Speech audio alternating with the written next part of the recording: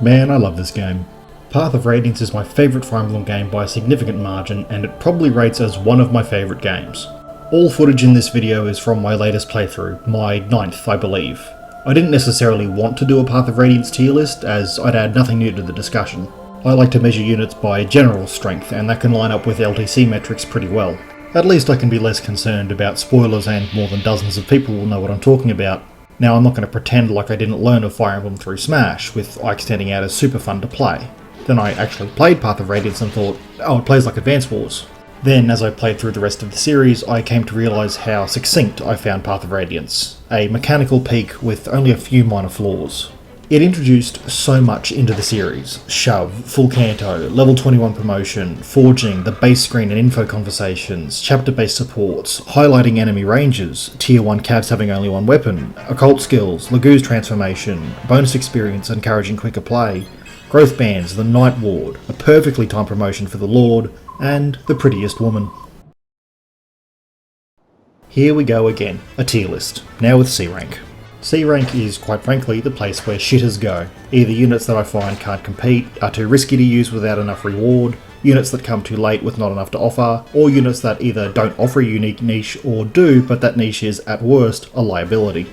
B tier is for units that I might have found success with despite somewhat objective investment-reward ratio going quite against them, or units that can do well but struggle or compete with others. Units in this tier are by no means unusable and are very much the filler of the roster.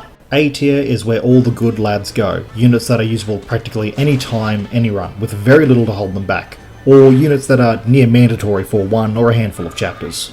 S tier is for units that excel everywhere and are capable of going above and beyond. You could easily argue for most of these units to be in the top 10 best in the game. S plus tier, well, we'll get to that quite quickly. This is going to be another doozy. There's over 40 playable units in Path of Radiance. Same as last time, placement means nothing, just going up in recruitment order, listed as per the Fire Emblem wiki. Units are judged based on their performance on hard mode. I've never played Maniac mode and I have no intention to. I'm not going to go as in-depth on growths and basis comparisons unless I can't really draw from anything else. I've played enough that I'm confident in how I feel about units without needing to look at hard statistics. Of the PAL or NTSC version, I'm using NTSC, though my first playthroughs were on the PAL version. Something I don't think I've clarified is that I don't factor in Iron Manning to any degree. As I've said, my tier lists are more casual focused, and I would imagine the vast majority of players, myself included, choose to Bronze Man their way through the game. Alright, onto the tier list.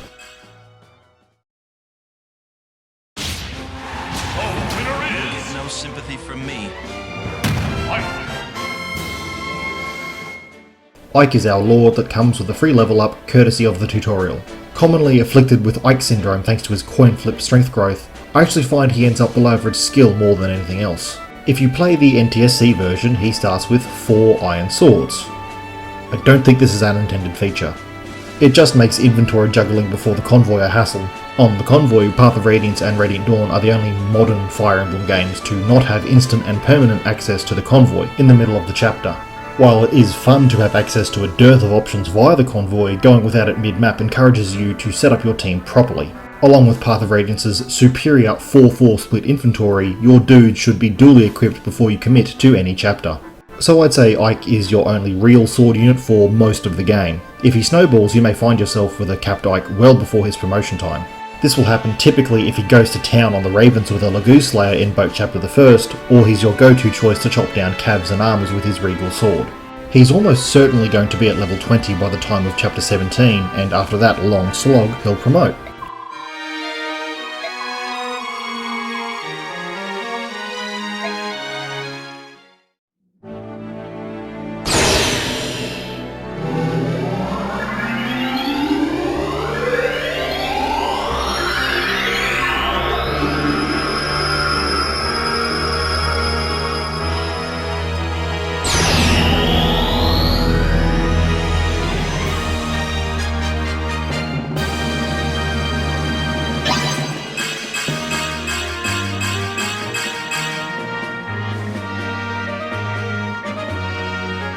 You can then immediately give him Ether and laugh the rest of the game away. Bonus points if you also give him Boots. Now you might say, why not give him Wrath for one half of the Wrath Resolve combo?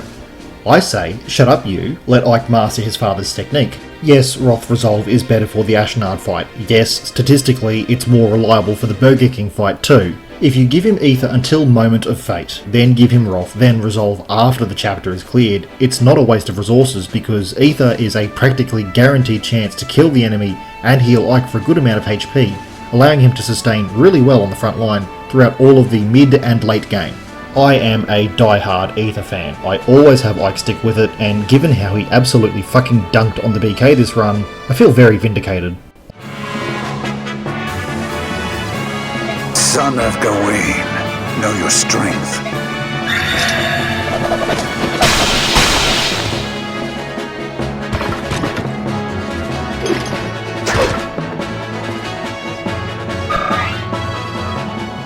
On a previous playthrough, I remember him having around 18 skill on promotion and activating Ether way more often than 18% of the time. He just wouldn't stop. Sadly, he wasn't on the Ether roids this time, though he certainly got it where it mattered. While he may get Ragnael only for 2 chapters, they are tough chapters and he can demolish almost any unit with it. Ike has been consistently good for me through all of my playthroughs. I have full faith in him. I've said before, I rate Lords more highly because they're there from start to finish. This may be contentious, but I do believe Ike is an S tier unit.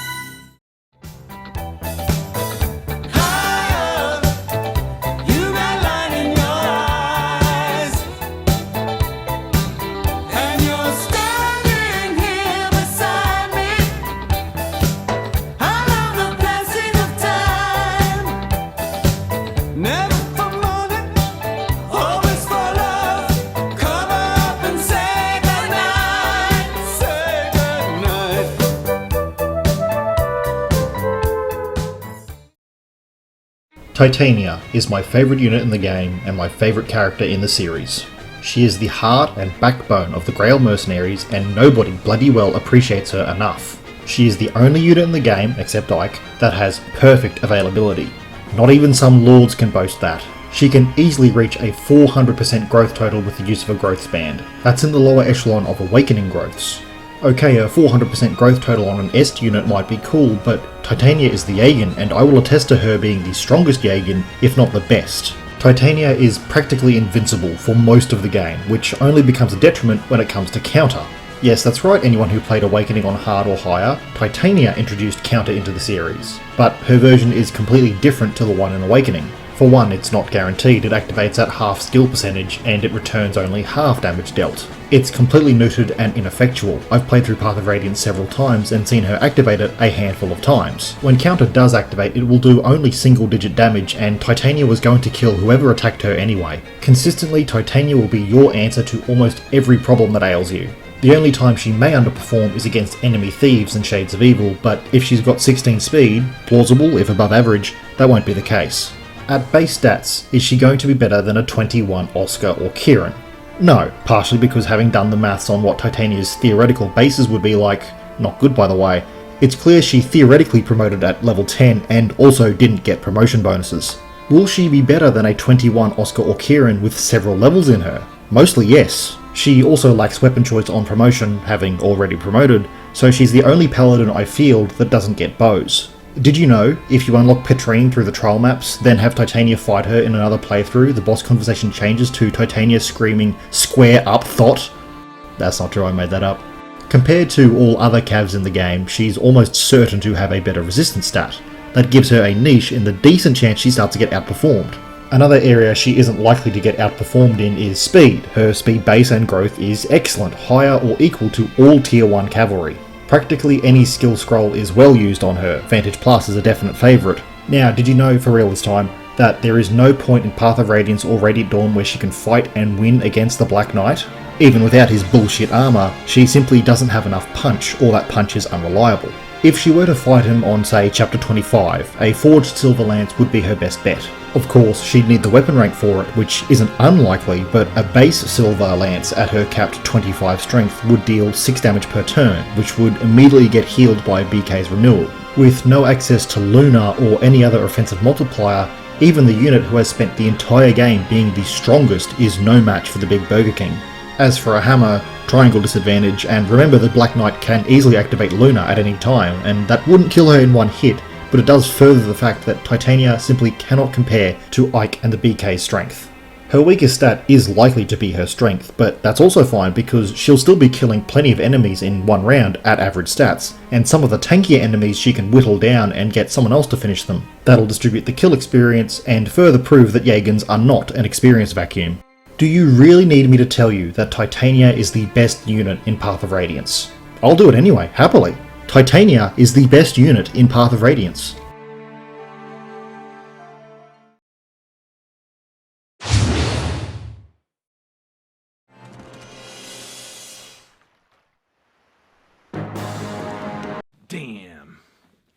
Damn, boy! Damn, boy, he's thick! My memories of the Pokemans are a little bit muddled, but I swear Brock also wore green and was a good cook.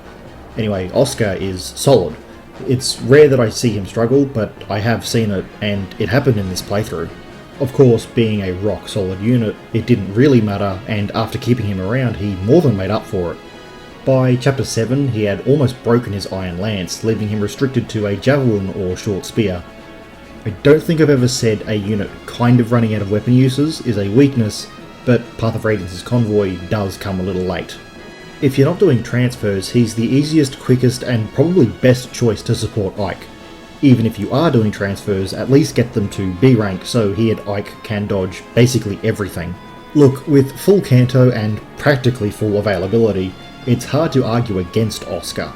Yes, he doesn't start with a skill, but that means he's a blank plate. Plate? A blank slate. And Soul is an easy choice for him if he ends up better than Kieran. He's an archetypal Cav. Versatile, mobile, well-rounded without excelling anywhere in particular. He's a part of one of 2 triangle attacks available in Path of Radiance, but it's not really a viable option through no fault of his own. Yeah, S tier.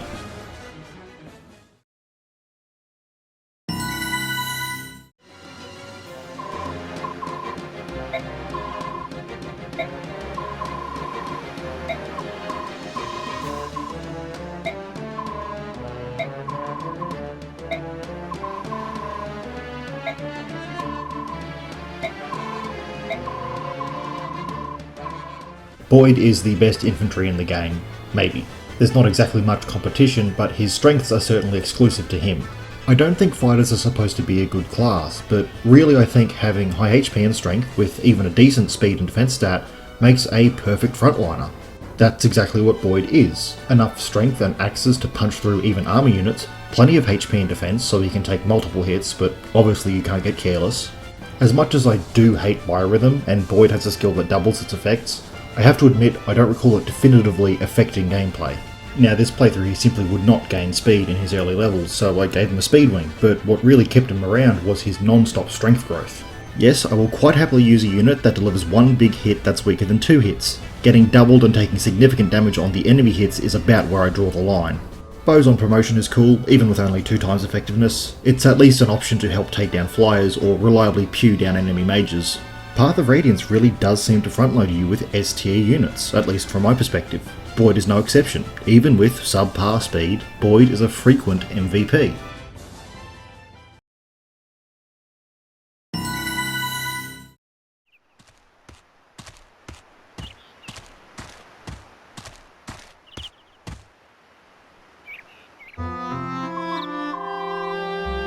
Oh, look, that's me! Yeah, can you believe that the first Fire Emblem game I ever played has a bloke named same as me? Not just that, it's spelled correctly too. Is it any wonder I managed to form such a quick connection to this game? I don't need your avatars, I'm right there already. Now I'll admit we differ in that I don't really tend to get sick at all. In fact, both shots of the vax had no effect on me, to such a degree I wonder if they gave me placebo. At any rate, can we argue for a Rhys archetype? Early game male healers? Heal staves in Path of Radiance have 40 uses as opposed to the more common 30, so Rhys has only a little trouble keeping up in terms of levels. He is very physically frail, but his resistance growth is unparalleled. His speed is good enough to start with, but he is in danger of being doubled after a few chapters. Again, try not to let your healer get attacked. I reckon this is more game engine limitations than anything, but the only form of light magic in Path of Radiance comes built into Bishop, where staff rank equals light magic rank. Don't try to NOS tank with Rhys. I did it once, as in for just one combat, and sure he survived, but barely. Light magic is best used for picking off an isolated target, a bit of chip damage, or mage fighting. He keeps everyone alive for most of the game. S tier. He'll likely be the one to use the Ashera staff. I'd suggest saving ward staff uses for Mist, it's free experience and she'll need it more.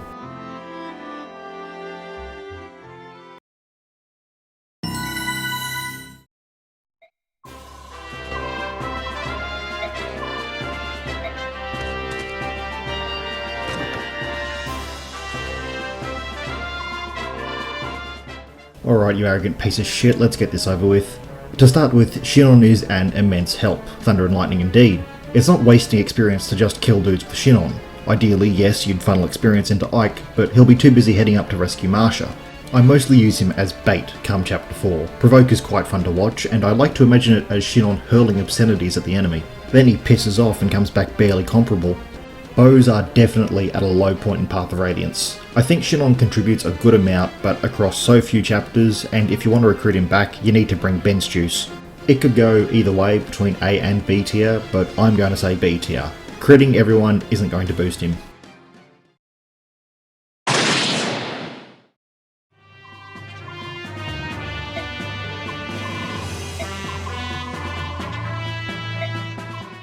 Gatrie is why I love Armor Knights. Now, normally I don't care about efficiency and low turn count, but another reason Path of Radiance is the best game in the series is it does encourage you to play actively and beat maps quick smart. Gatrie is rarely a help with that, though 5 move as opposed to a more standard 4 does give him more flexibility. Early game chapters are also not quite cramped, but definitely appropriately sized that he can almost always be doing something. What's also fun is Knights aren't unique in having the lowest move in the game.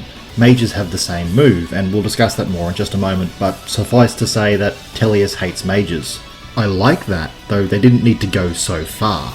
Gatrie may very well be harder to kill than Titania before he leaves, because there are almost no mages prior to chapter 7. Gatrie is one of my favourite holders of the Night Ward, doubling his speed growth. I like to call him the Blue Blur because several times he's been very fast. Like Shinon, he leaves in chapter 8, but unlike Shinon, he comes back much earlier, still a match for the enemy, and can be recruited kind of without bench juice. I find it's very easy to drop an underperforming Gatrie when deployment slots become scarce, and hilarious to watch an above average Gatrie waddle his way through handfuls of enemies. He's a decent choice for bonus reinforcement during chapter 17. Past that, he'd better have good stats, or I can see him benched. Hate to say it, but I'll have to put him in B tier.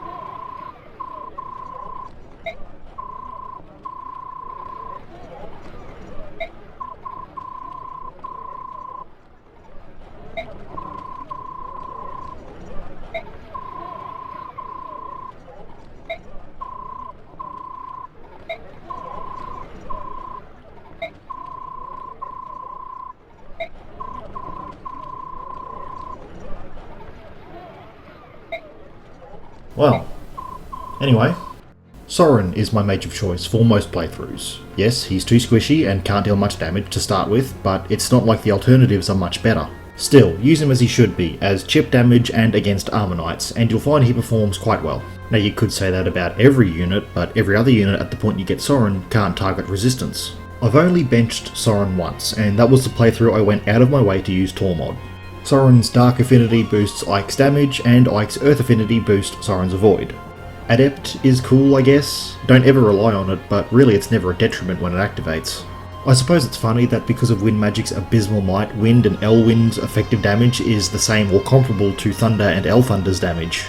And with Path of Radiance's awful proficiency rank gain, this is one of a handful of problems with the game mechanically, you're probably not going to get much farther past Arcwind, or Tornado as it's known in Path of Radiance. And then when you do use Tornado, it slows him down because of his 5% strength growth. So I'm going to say that Elwind is the best tome in the game. A tier, but only if you promote him to staves. I'd invent a nice new D tier for Knife Soren, and an even nicer new E tier for Knife Ilyana and Tormod.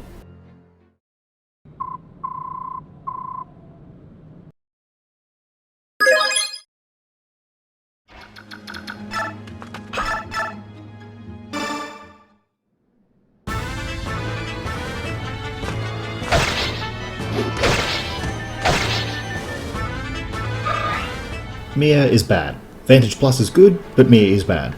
You watched my Tac tier list video, right? Where I talk about the redundancy of Curtis compared to Algemus? I guess not. Point is, you rarely need to double up on weapons. Ike's your sword, Boyd's your axe, Oscar's your lance, Titania is your delete button. Obviously, this doesn't apply everywhere. While as far as I've seen, Mia can double any enemy with an iron sword, it's not that impressive when against anything tankier than a fighter, she'll consistently be doing less than 5 damage per swing. However, thanks to Vantage Plus, she can easily finish off a low HP enemy if they attack her. Except that doesn't happen too often. If Mia can kill an enemy with Vantage Plus, but that enemy retreats or fights someone else, then you're just going to look silly. She's not going to dodge axes, and she's going to die in 2 hits, like fucking Eligor's spear. Her noodle arms are also going to make using the Armor Slayer prohibitive at best. Look, I might be a little upset that she's really popular for what is, as far as I'm concerned, no reason, or just Radiant Dawn. But this isn't a Radiant Dawn tier list, and I probably won't ever make one because that game is a complete fucking mess, so her Path of Radiance placement is C tier. Why doesn't she have a support with Titania? Aren't they both supposed to be strong women who train every day?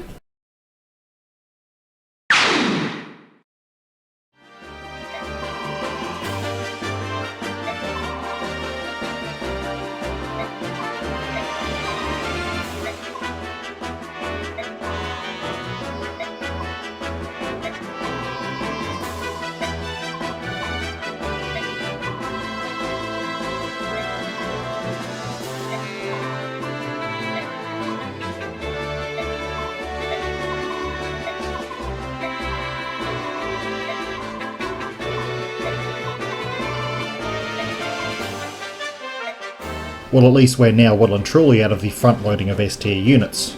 I've never used Ilyana, not in Path of Radiance. Shade works much less reliably than Provoke in my experience. She does have the highest strength growth of all the mages, makes sense because Thunder Magic is the heaviest. In reality, it really doesn't make a significant difference, though it might sound more impressive if I say her strength growth is 5 times that of Soren's. Even with a few handy crits and some impressive growths, she was still only comparable to Soren.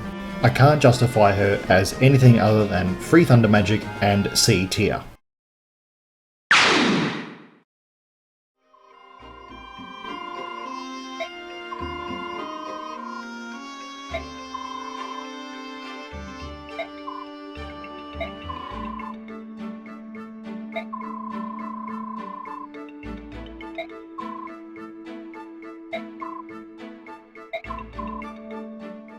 Mist is a real sweetheart, and although she's almost comically understated, it doesn't really matter because she's a healer. My buddy, who of all things beat Awakening Lunatic as his first Fire Emblem, said that healers could have 0 in every stat and still be fine. He's slightly wrong, but his sentiment is right. Healers should not be in combat, so what do their stats matter? Mist, however, will eventually be in combat, and actually she has really good growths. If she's got nothing else to do, use Ward. It'll give her plenty of experience and save some bonus experience when she inevitably falls behind. Now Mist comes in on Gallia, which to me is a difficult chapter. Shanty Pete, or whatever his name is, and his cronies with Venom are a pain in the ass, doubly so if you want that house that's so damn far away.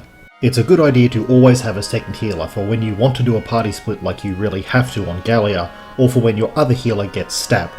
Mist promotes to have a horse, and man do I wish there were more Fire Emblem games with Staff Canto. Ideally Flying Staff Canto, but I'm getting ahead of myself. You know, she's not necessary for Ike's showdown with the Black Knight. During a group Ironman I took on Blood Runs Red and Moment of Fate. Someone else had gotten Mist killed, so Ike was loaded up with elixirs and ether procs and I beat that fucker down. Still, you'd rather have her than not, preferably with a Physic. Physic with full Canto is so versatile and so much fun. Options people, they make your tactical games better. Anyway, S tier. I really do believe that Fire Emblem games are better without warp staves. Before you get angry like everything, there are exceptions. I know that contradicts what I just said about options, but there's a fine line. Let's just move on.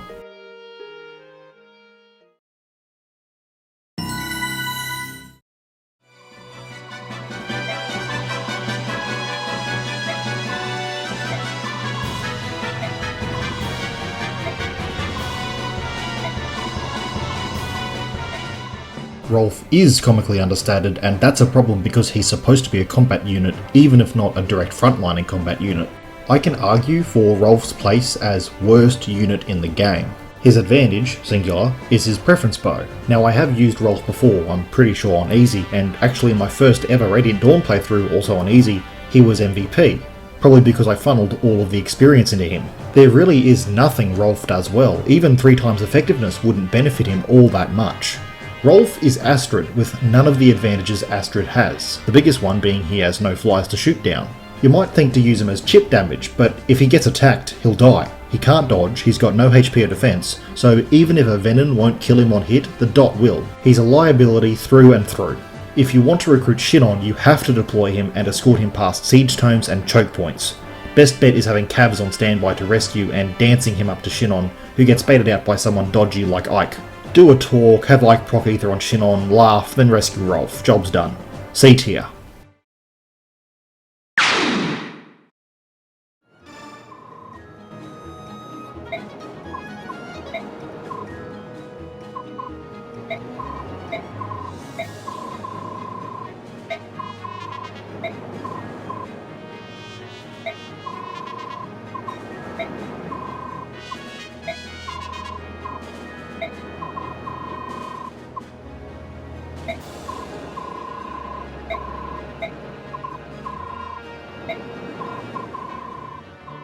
Silver Medal Telescale. Marcia is actually a unit I completely dismissed on my first playthrough. She was squishy and couldn't really hurt anyone.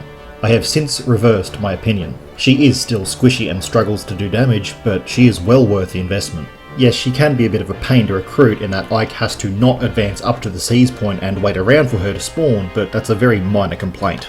Now I'm pretty sure LTC autism puts her at the top because she can rescue Ike and fly him to the seize point.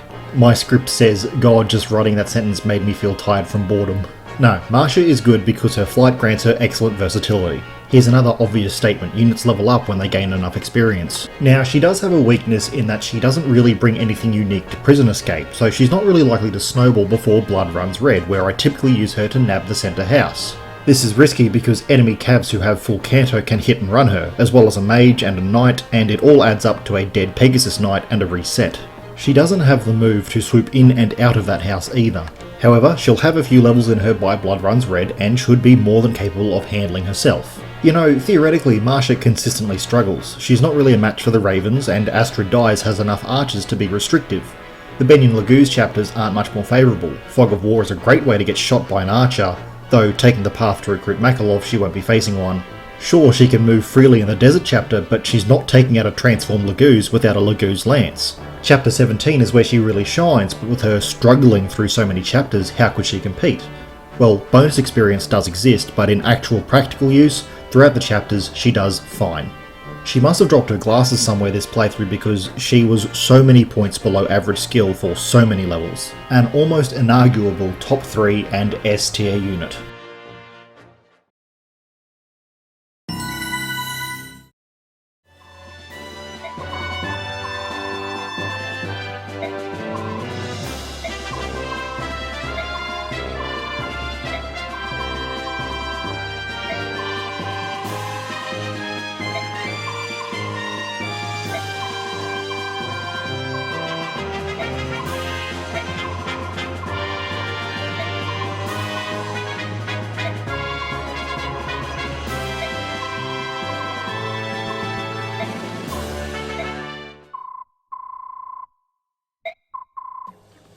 We finally get to one of the most unique mechanics across the entire series. Now I only played FE3 Book 1, but didn't Bantu's Firestone transformation work in a similar fashion? Certainly with no visible gauge, but wouldn't he revert under conditions I don't quite remember or understand?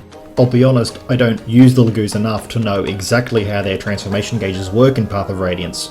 Suffice it to say, however, Lethe is a quick burn to Mordecai's slow burn. Lethe starts with her gauge at 16 out of 20. And I'm guessing she gains 4 while untransformed at the start of a turn, so she instantly transforms at the start of turn 1. The gauge decreases over time, either in combat or over turns, or both. I find that Lethe can always punch past the centre house and blood runs red, which is important for reasons.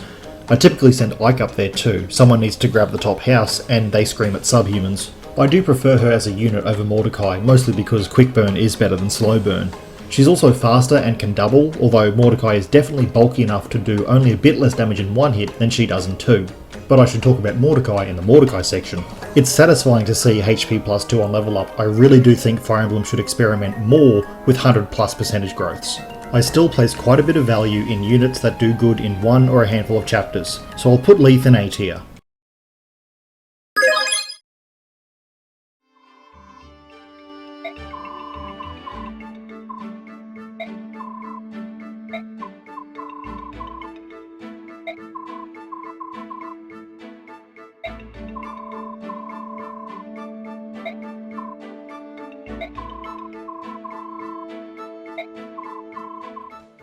I like Mordecai. I don't think I've ever really used him, but I don't think I'm giving the game designers too much credit to suggest the differences between the two Lagoos are deliberate. Unfortunately, I don't have much to say. He can survive a hit from the fun surprise, but he gets doubled, so it's moot.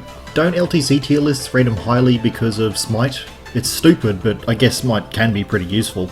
Aside from Shove the Priest the chapter, does anyone ever shove enemy units? I didn't think so. I also don't think Mordecai has any significant advantage over Moaram. B tier.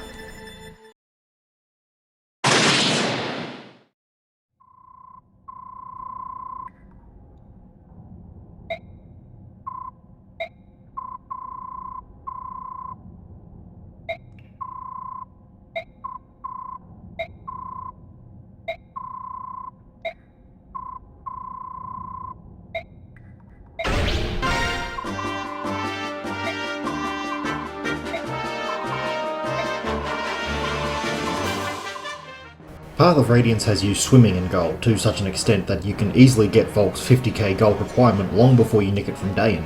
Definitely the better of the two thieves in terms of combat, and there's a little something interesting with Sothe that Volke doesn't have that we'll get to. 50 gold per lock is negligible, you more than get your money's worth out of whatever he unlocks. I've never done his first chapter in stealth, I'm certain you get more combat experience than bonus experience. Also, I always unlock Sephiron's door. I do have a compulsion to do everything in this chapter, even if, as far as I'm aware, there's no benefit to doing so. Anytime there are chests, Volke is a shoo-in. Path of Radiance is usually pretty good about giving you enough chest keys so you're not fart-arsing around about fearing one unit. Also, no lockpicks, that's just an objective improvement. I'd say having an early fixed promotion is a bad thing in this instance, at least for me who likes to promote at 20, but it's definitely a better thing than not promoting at all. A tier.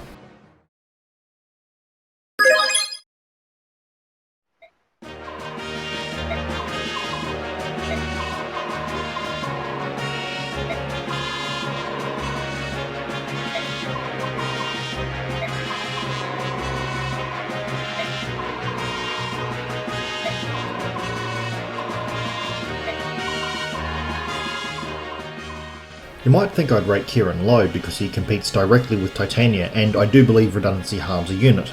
Kieran is well worth the investment though. Like a few other characters, he doesn't have much, or really any time to improve before blood runs red, but he can do just fine at base stats. Another unit whose simplicity is their strength. Kieran is a mobile, versatile frontliner just like cabs should be. I'd say he's better at punching a hole through the enemy than Oscar. Gamble is honestly useless in my experience because you can't crit if you don't hit. It's no big loss if he turns out poorly because there's plenty of other options. That's one good thing about a cast this large that swells so suddenly. He'll just be rock solid for the entire game, often excelling and never disappointing. A tier.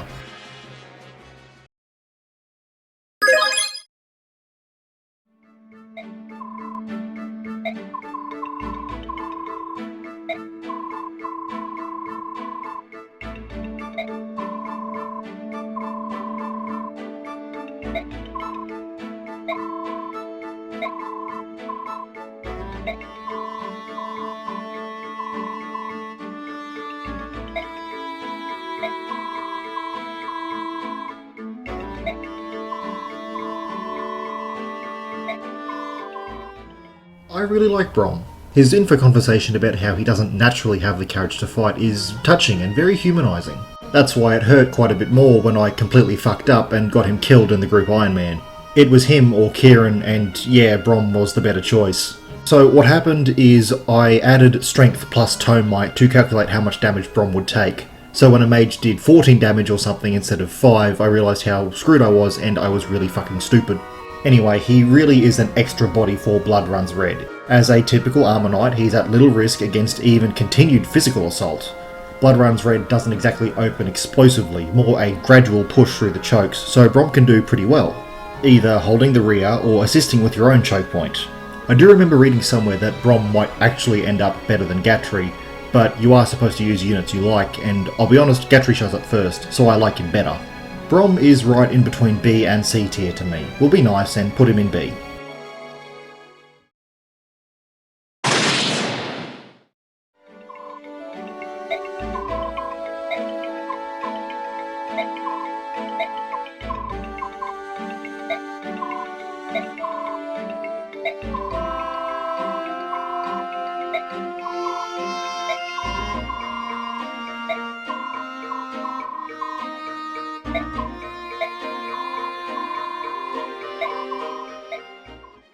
So Nephenee is exactly who I had in mind when I mentioned units not worth the investment. This is me speaking objectively because I do use Nephenee most runs and she does fine. However, she does always start with a significant BXP boost. She can chuck javelins immediately, but she does start at E rank lances, so no steals for punching above her weight. Neph's Wrath is pretty great, it's a very strong but inconsistent force multiplier. I also tend to give her a Seraph robe so she has a wider threshold. Now, depending on how strong she gets, you have a choice. Give her Resolve and someone else the spare Wrath, or give another unit Wrath Resolve. If you do the former, it takes basically until endgame to come online and has limited use, but when it does, it is very fun to watch. Side note, but I gave Boyd Wrath Resolve and Radiant Dawn once, and he survived most of Lavale's forces on 1 HP by dodging them all. Resolve is totally busted. Nephenee is a fan favourite, and I can see why with how rare playable soldiers are. However, I can't justify her as anything other than B tier, even with the success I have with her across numerous runs, if not this run. Gain strength, darling. Being a Myrmidon with a lance is better in the next game. Something sunk cost fallacy.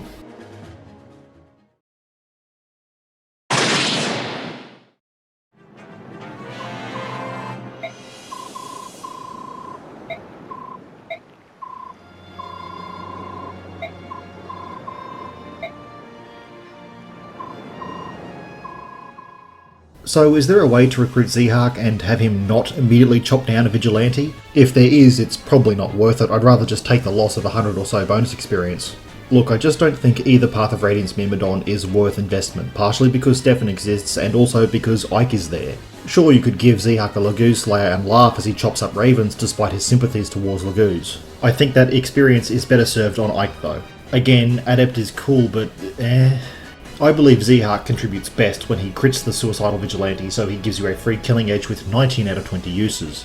I don't trust his standard move stat to escape the surprise in the middle of the chapter if you send him up to grab the top house. Sure, you could sacrifice him, but I like keeping everyone alive. He at least shouldn't be terrible if you choose to use him. B tier.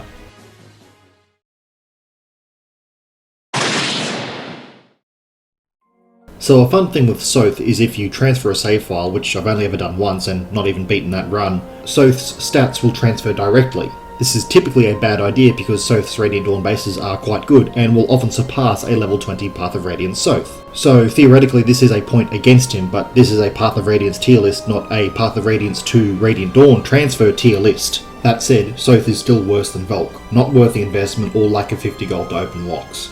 If I remember right, bonus experience still factors in Blossom, so you can't even really cheese it. His Blossom growths are all roughly around 80% or higher and total into the 500s. Sounds impressive, but his base stats are atrocious. That's it, C tier.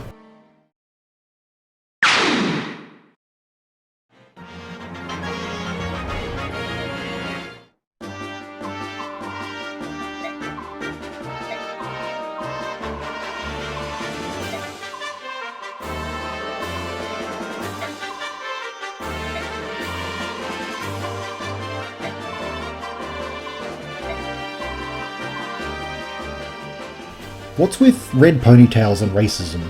Titania's doesn't count because she's braided hers. Jill is easily a top 5 unit. She has bulk, speed and flying, though she does start a little lacking in the speed department. She's well worth the investment though.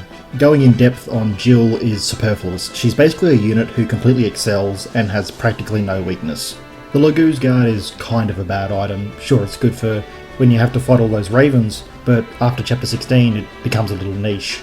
Starting with D rank Lancers with Path of Radiance's abysmal weapon experience gain is fine because like Marcia, she'll be fighting a whole lot and should easily get it to A rank when she needs it. Unfortunately, when she promotes to have axes, you might find you prefer to use axes and then you're stuck with 2 B ranks locking you out of using silvers for either weapon. Not for the entire game, and arm scrolls exist, but it's something to watch out for. Easy S rank. What's up guys, today we're going to be trying the Path of Radiance Try Not to Cry challenge, difficulty level impossible.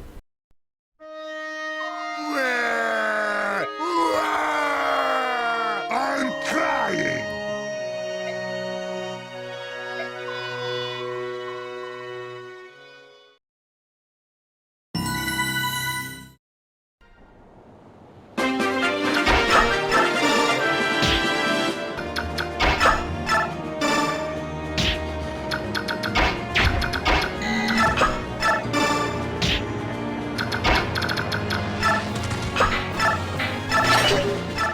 Ah yes, the star of Astrid dies. This is how you do a trainee or est unit. Boost their experience gains by a huge amount and give them enemies they can favourably engage. Astrid can't one-round the Ravens or really anything on her chapter, but if you take the Nightward from Gatrie, she's got a great chance to gain speed and then snowball out of control.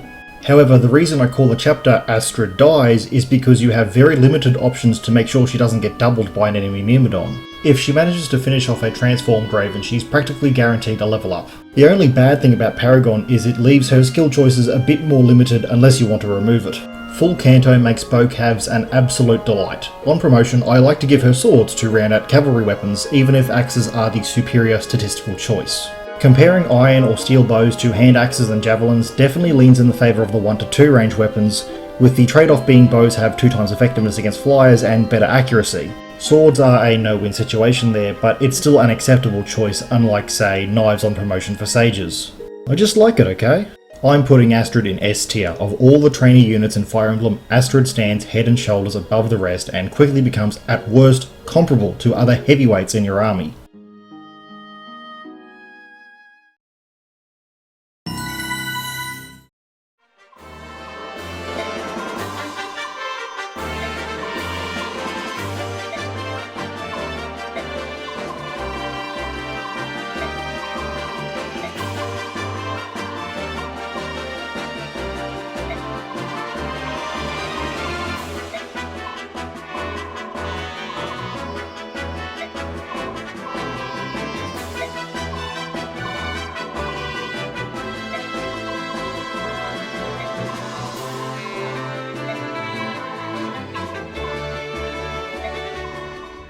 I've never used Makalov. I think I have something against the yellow cousins of early game Cavs. Fire Emblem Cavaliers are like capsicum. You have green, red, and yellow? Who eats yellow capsicum? Lowen and Franz were immediate bench juice, though not for common reasons. The former not because of Marcus, but because of Sane in Lin mode, and the latter not because of Seth, but because I find great success with Kyle. I know those two both have their own strengths and can be well worth using, but I just don't. Back to Makalov, and he's no exception, and part of the reason of why is you'll recruit him in a time typical of a concrete team. He doesn't offer enough to stand out, lacking in every stat, but admittedly not by much. Being sword blocked also robs him of the advantage of 1 to 2 range weaponry, which is a pretty big deal. If Cavs are supposed to be versatile, then lacking any 2 range options severely hinders that.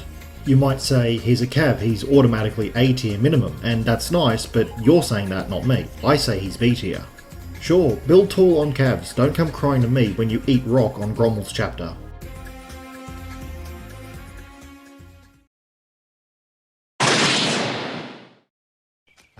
Mordecai. Mordecai. What? I want you to forget about guarding the stupid Send. You're being completely paranoid. Oh, am I? Am I really? Aha! Hello. Finally, the only other good sword unit in Path of Radiance. Stefan's biggest weakness is that 5 luck. If you don't fix that, he's going to get crit and probably die, and then his massive overtuned ball of stats matters for nothing.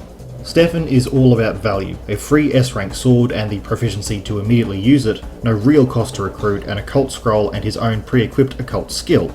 Now, for sure you don't want Astrid to activate and burn all your uses away from Gatrie, but that sword is overkill for so much of the game, and ultimately you do get a hammer, so it's really on you if it breaks.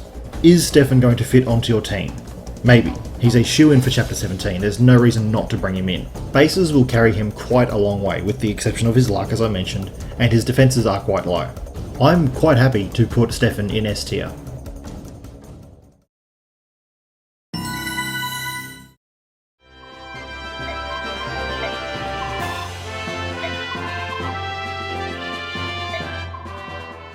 When I say I've gone out of my way to use Tormod, I mean I benched Soren and Ilyana and went without a mage for most of the game. Now that's probably not a smart idea, and I imagine Tormod comes when he does in case both of your mages are garbage or comparable to Tormod, and you decide he might be worth the investment. The biggest reason to invest in Tormod is celerity, which is free boots. If Path of Radiance is a cav game, then here we have a mage that can keep up with them, mostly. In terms of anima magics, fire is a pretty good one. Feral Lagoos are, I'd say, about as common as enemy flyers. If you invest in Tormod, I can't really see him disappointing, at least not any more than mages already tend to do in Tellius. Would you be willing to invest in both Astrid and Tormod at the same time? It's not impossible, it may even work out really well, but that's for you to decide. For me, I've used him twice, once as I mentioned, and second in the group Iron Man where the choice was not in my hands. I'm actually going to put him in B tier. The primary reason is availability. Not to sound like an LTC anus, but he's not around for half of the game, and doesn't bring anything substantial to justify that. This would be repeated in Radiant Dawn, except worse for some ungodly reason.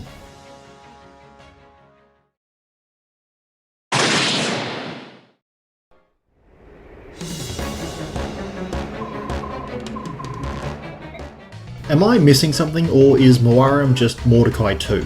Can I really discuss him when the most interesting thing he brings is the demi-band?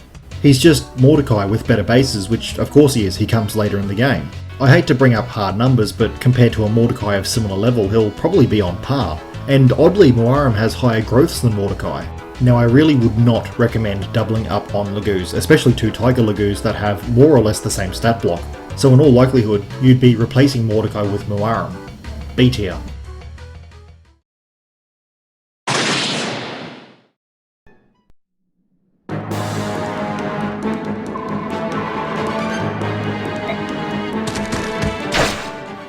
Devdan is a unit I'm just not certain on. I don't think he brings anything particularly unique outside of his class. His stats are at best on par, he brings no skills and no kit, just a heavy spear. Now Tanis Manor is a tough chapter if you want to hit every objective, and Devdan is included in those objectives. He's actually not really a match for the enemies on his side of the map. He needs an escort for sure, but unless he gets crit, which is likely because there is a killer bow in that top room, he can body block sufficiently. If you think you can justify adding a lance-locked infantry to your team, go for it. You're really stretching it if you think his high magic growth and base makes him a good choice because it increases his damage with the flame lance. B tier.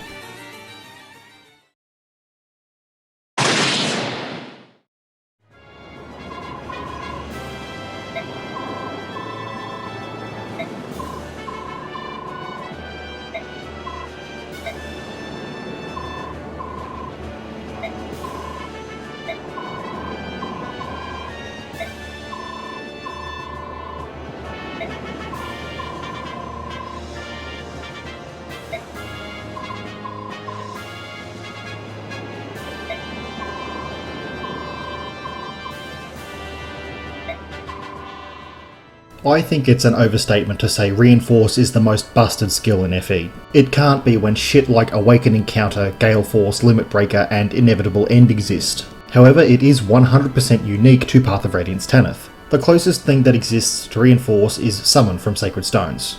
Reinforce is theoretically at least 3 times as good because it summons 3 actually decent units rather than 1 HP fodder. The one downside compared to Phantoms is experience stealing.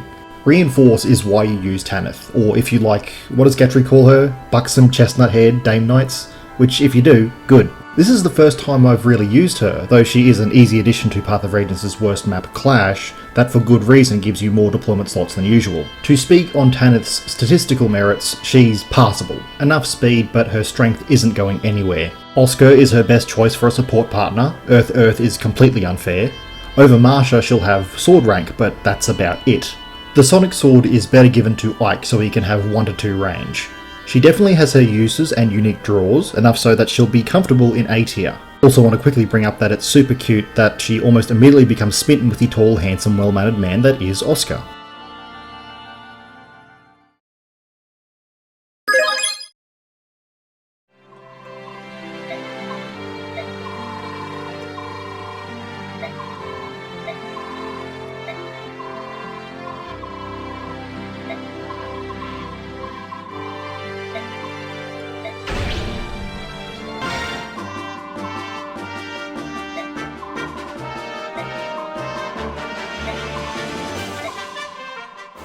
As far as I'm concerned, Rayson is the most unique and fun to use dancer in all of Fire Emblem.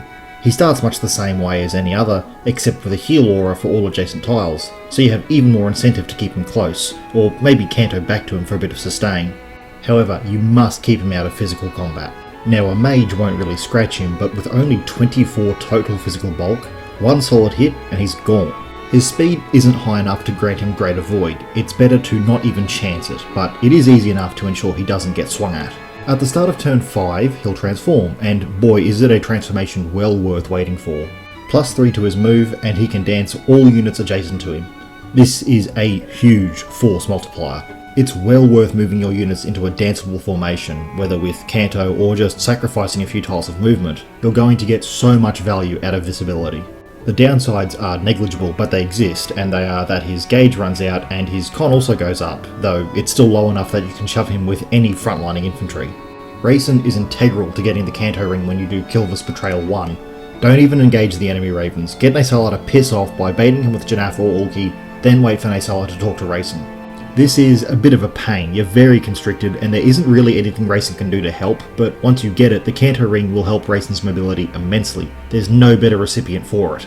Also, you can only get it on your second playthrough or onwards because Tellius is weird like that, pioneering New Game Plus without really having it. Now, just like a few other units, I didn't see the point to Rayson on my first playthrough. Nowadays, I maintain that you don't want or need a dancer in every single chapter. I would still be doing him a disservice if I were to put him anywhere other than S.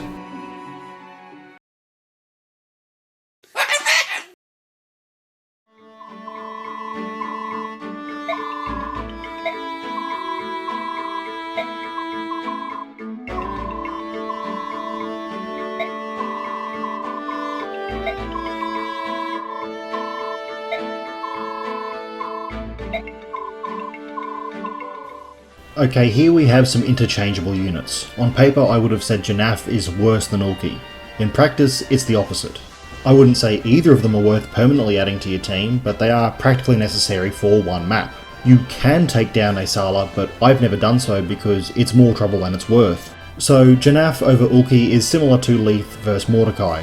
Janaf's thing is Insight, his personal skill if you will, that increases his hit by 20. This is worse than Ulki's Vigilance, which increases his Avoid by 20. The latter skill is better by a significant margin. However, Janaf transforms sooner and with better stats, so depending on how you want to tackle the issue of the Raven King, he's the better choice. Of course, you could use one of your no doubt many spare Lagoo stones to get Ulki going right away and have him bait out Naesala. Look, Janaf is not a unit I've ever used. Lagoos are very niche and I have a habit of not using lady units with few exceptions. It's hard for me to dump someone off my team that I've spent time building up. Yes, he and Ulki are uniquely the only flying combat Lagoos you get for almost the entire game, but is that really such a huge selling point? What's the difference between them and Marcia and Jill? They can't fight 100% of the time and they don't get 1 to 2 range. It's just a shame. His potential combination and advantages as a flyer keep him just out of C tier.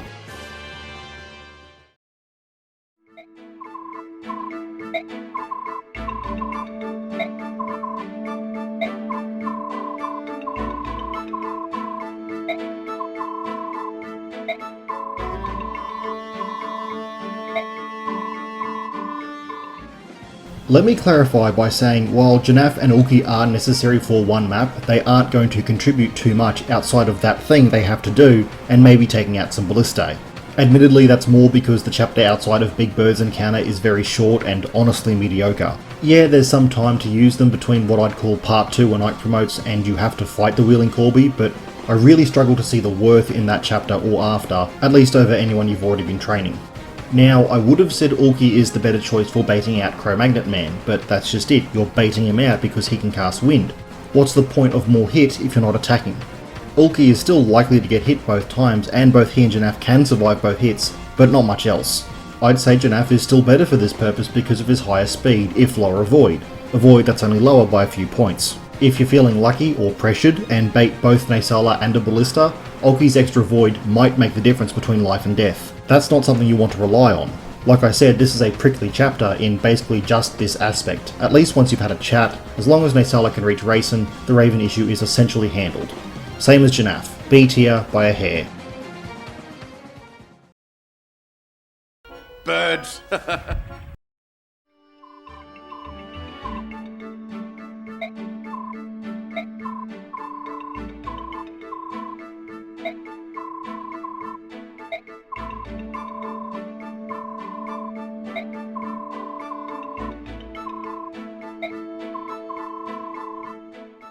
Hotcakes. It's a bold strategy to try to make the pre-promote sages less viable by forcing them to have daggers rather than staves. Khalil's magic proficiency rank is far and away her most valuable asset, especially with how completely shit Tilly's proficiency gaining is. However, even with how great a free meteor is, I'm not sure you'll ever really deploy her. Maybe if you've got no other mages and you want some artillery on a shitty map. Look, we're getting to the bottom here, and it's hard for me to rank these units very highly because availability really matters to me. I do hate to admit that, but to me units make a name for themselves throughout the game, and Khalil just isn't around for most of it. Also, fucking daggers instead of staves, goddammit. C tier is just a bit too harsh for a good magical stat block that you get for free. Nile could not matter less. B tier.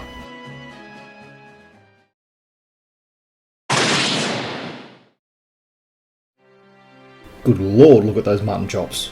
And that brilliant shining white and silver armour. Toronio is a cool dude and a solid brick wall against your progress when he shows up. Now you definitely want to recruit him rather than kill him, if only for value's sake. A silver blade, spear, occult scroll and an extra body is better than that little vanishing whoosh sound and a death quote. Also, he knew Ike's dad and used to be one of the 4 riders.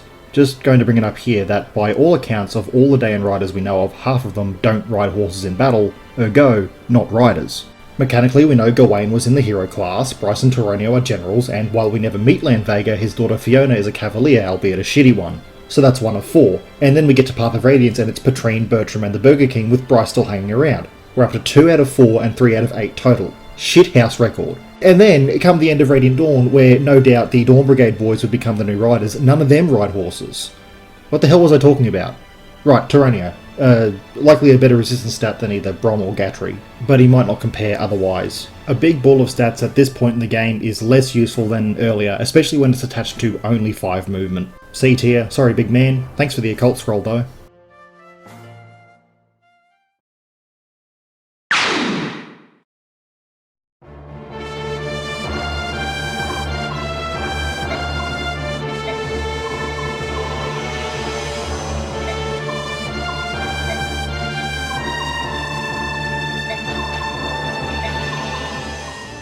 Blue Naruto looking ass. So I'd say Ranulf is the strongest normal Lagoos in Path of Radiance, which isn't saying a lot. He'll do fine, really he's just not going to lose one-on-one to any unit for most of the rest of the game, though he's not going to excel either. Summing up my thoughts on the Lagoos gauge as a whole, it's a very interesting idea, but it mostly just cripples a unit. Really, what is an untransformed Lagoos except a bad defenseless stat block? At least in Radiant Dawn they got the ability to punch and kick fools. Yes, that's right, Tellius did unarmed combat before Fodlan. Anyway, then they transform for several turns and don't really perform better than a regular unit. They're not on the weapon triangle, which honestly matters little, but they also can't use specialised weaponry like killer and effective weapons, and they are permanently locked to 1 range. So really the mechanics of Lagoos struggle to stand out as something worthwhile, and the one with the best stat block is the most worthwhile. The Demi-Band is barely a fix for these problems, and if you're fucking around with it before the chapter, it drops the gauge to 0 for that chapter. I'm being generous by putting Ranulf in B tier.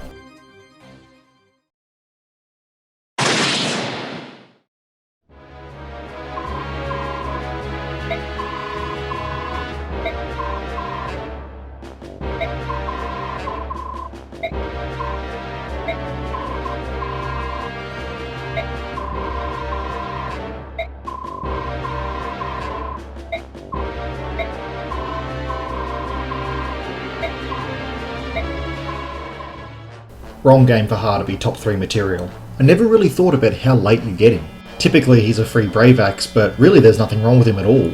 Well, he does more or less force Jill to guard the rear on the bridge of bullshit so she can recruit him right away, when she'd probably be better off assaulting the bridge with the rest of the force. At least she can get all the experience by soloing the rear guard.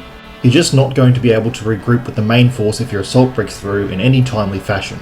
Combine that with his high level, just 9 away from the cap, and like most late game pre-promotes, his stat block isn't moving. Not a big deal, especially considering Haar's the last unit that needs transfer bonuses. Also, 2 B ranks, so no silver weapons, which is honestly a problem. Even with his high strength, he's not going to punch through frontline enemies with only a steel. Good bases, some weaknesses, but with flyer advantage I guess he belongs in at least B tier. Good shout for Eat Rock the chapter.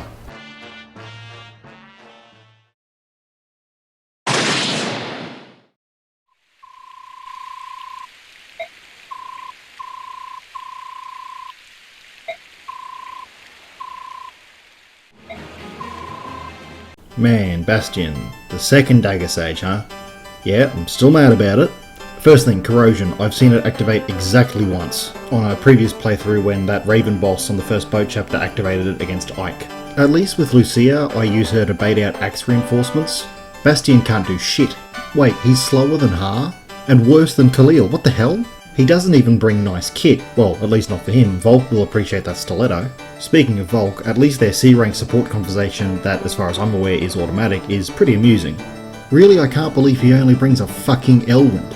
C tier, goddamn, a pre-promote this late, this outperformed, might even deserve D tier.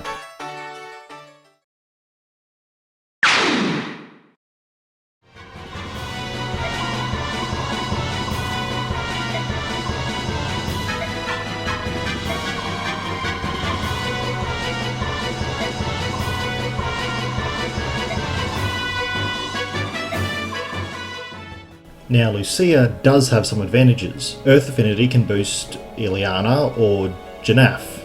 Maybe not. Also, Parity removes her support bonuses. Okay, maybe she doesn't have any advantages at all. She does have Weapon Triangle advantage against axes, but she also has the Myrmidon curse. With her frailty, a not that lucky axe hit is going to chunk her for most of her HP. As for kit, a nice silver sword and a Laguz guard. Basically a restock for Ike and maybe some gold. Man, these are some dog shit pre-promotes. Tac really spoiled me. C tier, 2 out of 3 of Elincia's retainers are almost irredeemably bad.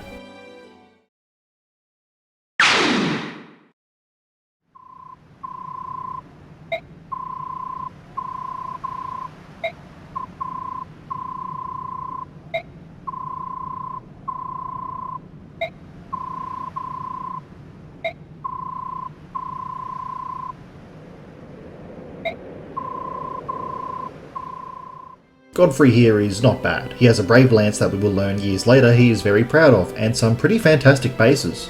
Unlike Haar, thanks to Paragon, he might level up in a timely fashion. Not on his recruit chapter, because he'll spend most of it as a green unit, and maybe not on the chapter afterwards, because that's the Eat Rock chapter where calves just suck eggs. That's green as an other unit, as well as his pea soup coloured armour. Now, typically I don't see much point to Gil Flip because I already have a Lancebow Paladin in Oscar. His little band of knights can mostly handle themselves, and Gorflux himself is very implacable, sniping some fool with his bow, then cantling back to the point he has to defend.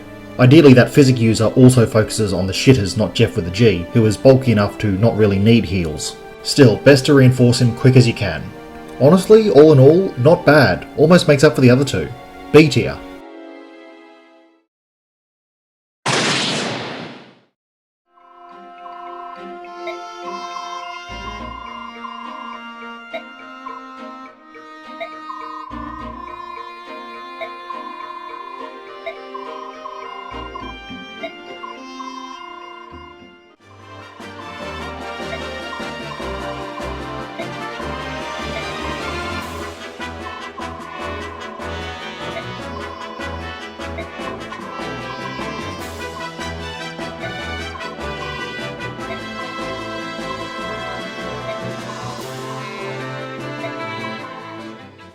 I feel like a bit of a hypocrite because I lament the lack of Berserkers in Fire Emblem as a whole, while also never having touched Largo.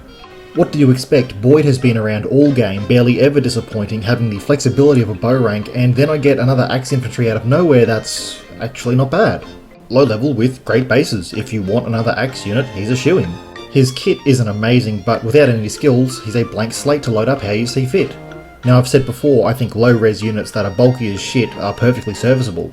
Largo is only a slight exception, not because 3 res is laughable, but because he comes available on a chapter that has a boss that does magic damage. Now, Largo is a great pick for when you want to sub out basically all of your cabs for this piece of shit chapter, and there's nothing wrong with keeping him around. A little late to be rated A, but definitely a respectable B tier. World class my ass.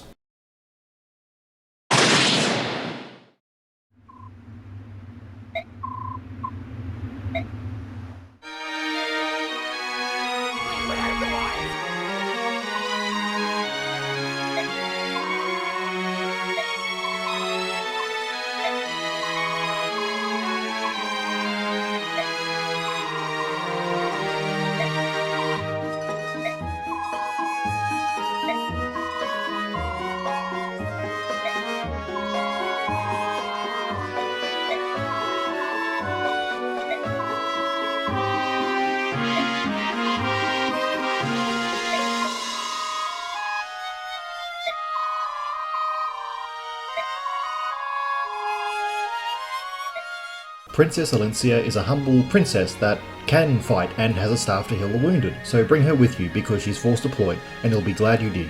I wouldn't really call her an Est, but aside from Tormod there isn't really another better candidate. If Bastian, Lucia and Gatrie are all alive by the time she takes the field, she'll also wield a Mitty into battle. Now, an unbreakable brave weapon sounds like a great deal, but with only 9 strength she gets weighed down by 3 points by default, but even with the 12 strength to mitigate speed loss, she's going to 0 times 2 even something moderately bulky like an enemy paladin, and she's not going to times 4 because she's just not fast enough so late in the game. If you don't give her any bonus experience, I would probably call her unusable in combat. Despite this, Flying Staff with Canto is the best support option you can have. I really would like to see Pegasus Knight promotions split into physical and magical roles. ROM hackers, get on that shit because I'm too incompetent to do it myself. Elincia is a unit with a lot of disadvantages, but a unique and strong enough niche to be worth keeping around. That is, if you have the deployment slots to spare. A nice A tier.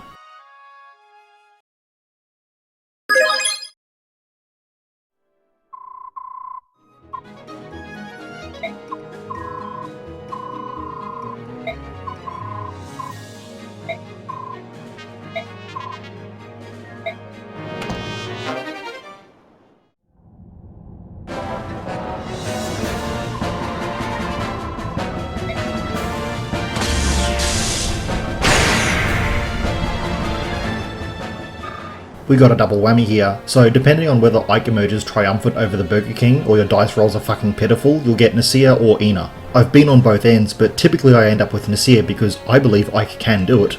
Ina is weaker for sure, but really are you going to notice the difference? Yes, Nasir has a much better stat block and can Wrath Resolve far better against Ashnard. They're only available for the final chapter, and being Lagoos, they don't even have presents for a lot of that chapter. Now, no doubt you've got Lagoo stones left, and if you're not using them here, what was the fucking point? Ina has Miracle and Renewal as opposed to Nasir's Nile, which is only necessary in Radiant Dawn.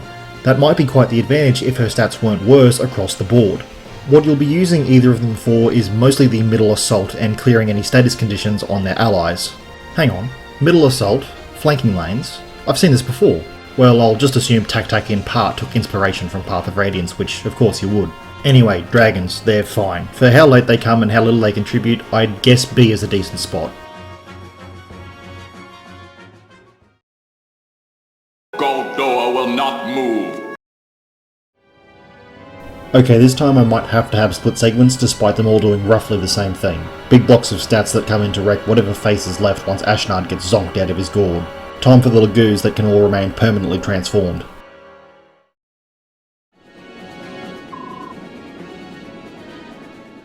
Naesala, that dirty fucking ibis, is actually the royal I've never picked. For a while I was convinced Tibarn was the best one, especially because he even fights with you for a chapter prior. Not directly under your control of course, but that brief little rapport is enough. Big Giffca is merely a shadow and has barely more story presence than young Bantu. But we are talking about Naesala. Over the other two, he's the only one that has 1 to 2 range, for all the good a wind spell is going to do at this stage of the game. Also Vantage Plus is pretty neat, giving him a chance of critting fools before they can even swing. Naesala's only weakness is that he's overshadowed by the Hawk King and the Shadow. Still, definitely no lower than A tier. Actually, let's get it out the way and put them all into A tier because they all deserve it.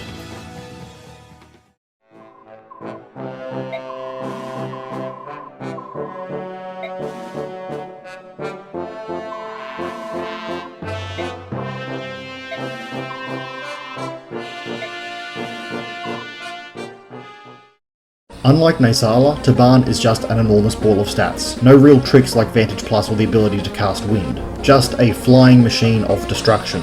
Anything he fights will just crumble before him. He also comes with Saviour, so even if you're using him to ferry someone to the front line, he can still fight dudes no problem. Now, Ashnard definitely doesn't have Nile, so there's even a chance Tibarn will activate Cancel. Pavis, or Great Shield is known as Cancel in Path of Radiance, got changed in Radiant Dawn to be Cancel when you hit the dude, they don't attack back, it's a fucking mess, just go with it. Anyway, theoretically Tibarn could duel Ashnard and never take damage. Realistically, if it activates, it just means your healers aren't stretched thin. But if they are stretched thin, just use the Ashera Staff. 3 uses is more than enough. Hawk King Tibarn is A tier.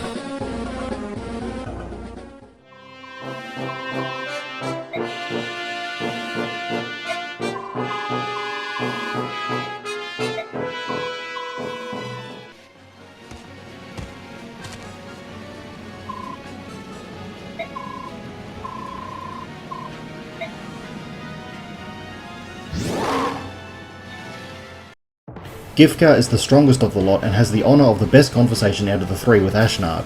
Yes, he lacks the flying advantage and doesn't have any skills aside from Roar, which isn't a combat skill, but his damage output is going to be much higher. Slightly interesting is that he's the only one of the Royals at level 20, so if you pick him and do transfer bonuses, his cap strength will transfer, making him stronger than Koenig is come Radiant Dawn. This is irrelevant to Path of Radiance. I consider Giffca to be the truest Goto because of his capped stat, and the fact that we haven't seen him fight until right now. Of the three, Giffca is my preferred choice, but given that there's no order to the tiers, he's going to sit geographically at the bottom of A tier.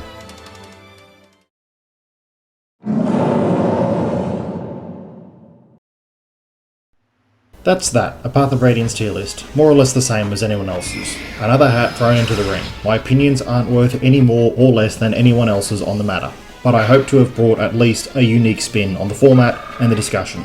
Path of Radiance has the level of scrutiny and analysis that you probably could be entirely objective about unit placement, but I wouldn't have found any fun in that, and maybe you wouldn't either. Thank you for watching, but you don't have to listen to this next part. I just want to briefly discuss my intentions behind the TacTac tier list compared to this one. The TacTac tier list video was about TacTac. It was about showing off as much of that game as possible because it is an unknown quantity and it is quality. It deserves to be shown. I very much aimed to remove myself from the equation. Someone had to show off TacTac. It happened to be me.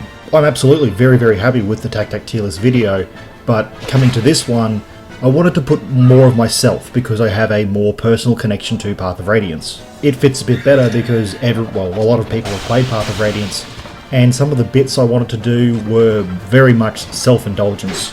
Anyone can have their conclusions and experiences with Path of Radiance, but I wanted to put mine out there into a video. And the tier list is just a good format to do so. One last thing, I don't want to date this video terribly, but I am really hoping to get the Delatmore video out before Engage releases. It's long odds considering I have barely even started recording gameplay footage, much less everything else, but if I put my foot down, maybe I can do it. If you listen to all of that, again, thank you very much. Sorry for another 70+ minute video.